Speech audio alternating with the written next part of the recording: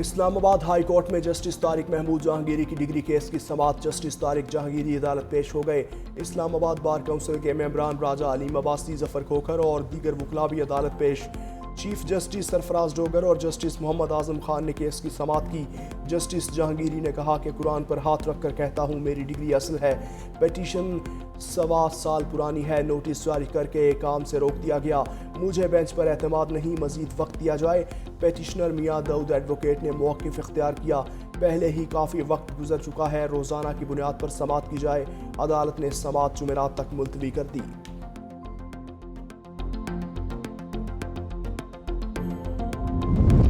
پنجاب میں جھینگوں کی افزائش، آبی زراعت اور ویلیو چین کا باقاعدہ آغاز ہو گیا۔ وزیر اعلیٰ مریم نواز شریف کا کہنا ہے کہ 100 ایکڑ اراضی پر آزمائشی منصوبے کے کامیاب تجربے کے بعد صنعت شروع ہو گئی۔ منصوبے میں hatcheries, aqua malls, processing plants, cold storage اور مربوط ٹرانسپورٹ چین شامل ہیں۔ مارچ 2026 تک مظفر گڑھ اور سرگودا میں 5300 ایکڑ پر جھینگا اسٹیٹس کا آغاز متوقع ہے۔ منصوبہ عالمی تحقیق و ترقی اور جدید آبی زرعی ٹیکنالوجیز پر مبنی ہے، جس کے لیے متحدہ امارات، سعودی عرب، تھائی لینڈ، ایکواڈور، آسٹریلیا اور میکسیکو کے ماہرین کی معاونت حاصل ہے۔ مزید 2600 ایکڑ کے لیے فیزیبلٹی اسٹڈی جاری ہے۔ اگلے سال کے آغاز میں کسانوں کے لیے منصوبے کو حتمی شکل دی جائے گی۔ آئندہ 15 روز کے لیے پیٹرولیم مصنوعات کی قیمتوں میں رد و بدل آج متوقع، وزیر اعظم شہباز شریف حتمی منظوری دیں گے۔ وزارت پیٹرولیم نئی قیمتوں کا نوٹیفیکیشن جاری کرے گی۔ ذرائع کے مطابق پیٹرول کی قیمت میں 36 پیسے، ڈیزل کی قیمت 11 روپے 85 پیسے اور مٹی کا تیل 11 روپے 70 پیسے کم ہونے کا امکان ہے۔ لائٹ ڈیزل آئل میں فی لیٹر 10 روپے تک کمی متوقع۔ حکومت ریونیو ہدف اور ٹیکس کے نفاذ کو مد نظر رکھتے ہوئے حتمی فیصلہ کرے گی۔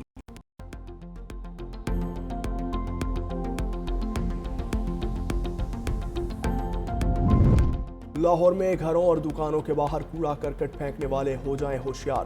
ستھرا پنجاب کا موٹر سائیکل اسکواڈ 1 جنوری سے آپریشنل ہوگا۔ اہلکار گلیوں اور محلوں میں جا کر مانیٹرنگ کریں گے اور موقع پر جرمانے عائد کریں گے۔ تصاویر اور ویڈیوز بھی ریکارڈ کی جائیں گی۔ ستھرا پنجاب کے اہلکاروں کو ای بائکس فراہم کی جائیں گی۔ لاہور کو صاف ستھرا رکھنے کے اس پائلٹ پروجیکٹ کو کامیابی کے بعد دیگر اضلاع تک توسیع دی جائے گی۔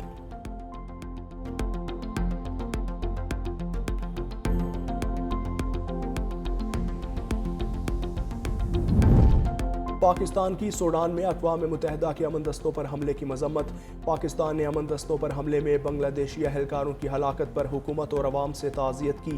ترجمان دفتر خارجہ طاہر اندرابی نے نیلے ہیلمٹ والے بہادر فوجیوں کی قربانی کو خراج عقیدت پیش کیا۔ کہا پاکستان اقوام متحدہ اور عالمی برادری کے ساتھ امن دستوں کی سلامتی اور تحفظ کو یقینی بنانے میں تعاون جاری رکھے گا۔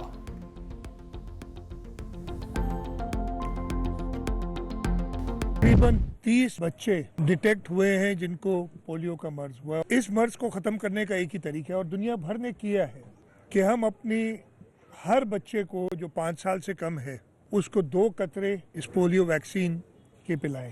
ہم ہر کچھ مہینوں بعد یہ مہم شروع کرتے ہیں اور اس دفعے بھی اس مہم کے اندر تقریباً 80,000 ہمارے فرنٹ لائن پولیو ورکرز ہیں جو گھر گھر جائیں گے۔ وزیر اعلیٰ سندھ مراد علی شاہ نے سال کی آخری انسداد پولیو مہم کا افتتاح کر دیا۔ مہم 21 دسمبر تک جاری رہے گی۔ سندھ کے 30 اضلاع کی 1345 یونین کونسلز میں 1 کروڑ 6 لاکھ بچوں کو قطرے پلانے کا ہدف مقرر۔ وزیر اعلیٰ سندھ مراد علی شاہ کا کہنا ہے 80,000 فرنٹ لائن ورکرز اور 21,000 سے زائد اہلکار مہم میں شریک ہے۔ 400 لیڈی پولیس کانسٹیبلز بھی انسداد پولیو مہم میں فرائض سر انجام دیں گی۔ پولیو وائرس کی بروقت نشاندہی کے لیے مضبوط نگرانی کا نظام موجود ہے۔ والدین اپنے بچوں کو پولیو سے بچاؤ کے قطرے لازمی پلائیں۔ وزیر اعلیٰ سندھ نے فرنٹ لائن ورکرز کو قومی ہیرو قرار دیا۔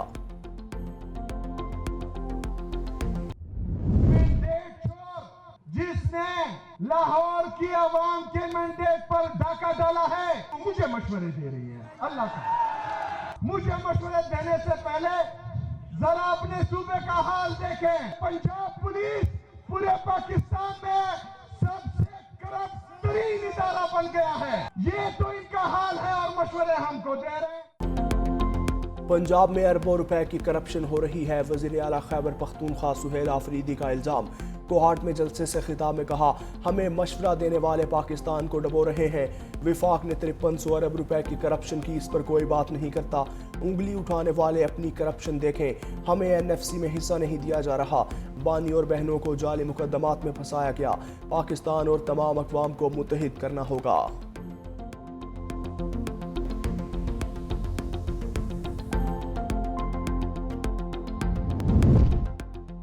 پشاور میں ریسکیو کی گاڑیاں، سابق معاون خصوصی ریلیف کے زیر استعمال ہونے کا انکشاف۔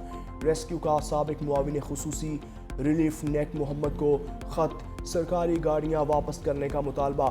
خط کے مطابق نیک محمد کے پاس 3 سرکاری گاڑیاں استعمال میں تھیں، نئی تعیناتی کے بعد گاڑیاں وزیر ریلیف کے لیے واپس کی جائیں۔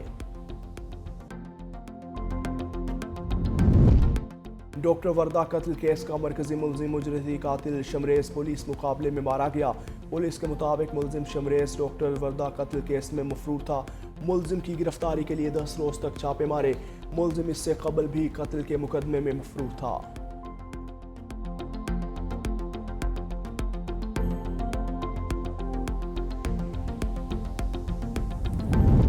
پنجاب حکومت کا مائنورٹی کارڈ کی تعداد 75,000 سے بڑھا کر 1 لاکھ کرنے کا اعلان۔ سینئر وزیر پنجاب مریم اورنگزیب کہتی ہیں، یہ وزیر اعلیٰ مریم نواز کا کرسمس پر چھوٹا سا تحفہ ہے۔ پاکستان اور عوام محفوظ ہے۔ پنجاب کی ترقی اور تحفظ مریم نواز کے ہاتھ میں ہے۔ ہم نے گزشتہ سال 30 سال بعد ہارس اینڈ کیٹل شو بحال کیا۔ اس سال بسنت کا اعلان کیا۔ بسنت 6، 7 اور 8 فروری کو منائی جائے گی۔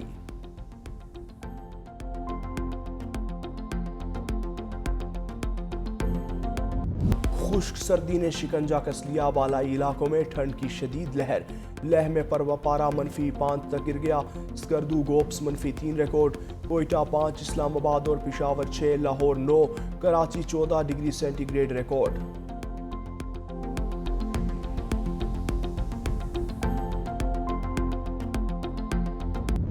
اسموگ بن گئی روک، پنجاب کی عوام آلودہ فضا میں سانس لینے پر مجبور۔ لاہور دنیا کا دوسرا آلودہ ترین شہر، فضا میں آلودگی کی شرح 408 ریکارڈ۔ کراچی دنیا کے آلودہ شہروں کی فہرست میں تیسرے نمبر پر۔ پشاور پاکستان کا آلودہ ترین شہر بن گیا۔ فضا میں آلودگی کی شرح 613 رہی۔ فیصل آباد، بہاولپور، ملتان میں بھی اسموگ کا راج۔ گجرانوالہ، گجرات، سیالکوٹ اور اسلام آباد میں بھی فضائی آلودگی۔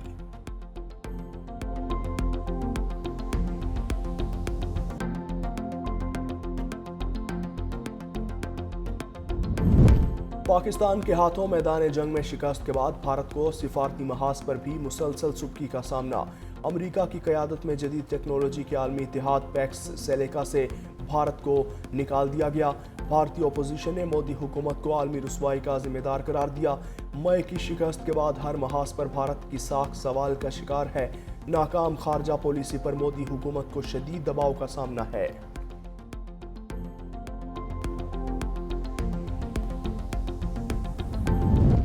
غزہ پر اسرائیلی جارحیت، حماس کے سینئر کمانڈر رائد سعد اسرائیلی حملے میں شہید۔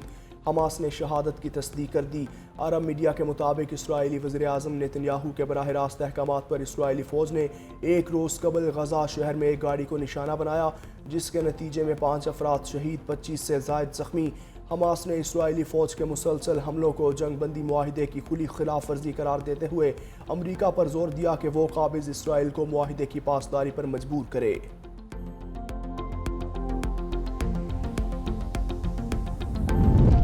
یوکرین کا امن مذاکرات سے قبل نیٹو رکنیت کی خواہش ترک کرنے کا عندیہ۔ یوکرینی صدر ولادیمیر زیلنسکی نے واضح کیا کہ اگر مغربی ممالک یوکرین کو روسی جارحیت کے خلاف مضبوط، قابل عمل اور دیر پا سلامتی کی ضمانتیں فراہم کریں تو یوکرین نیٹو کی رکنیت کی خواہش ترک کرنے کے لیے تیار ہے۔ یہ پیشکش یوکرین کی جانب سے ایک بڑی سیاسی رعایت اور سمجھوتہ ہے۔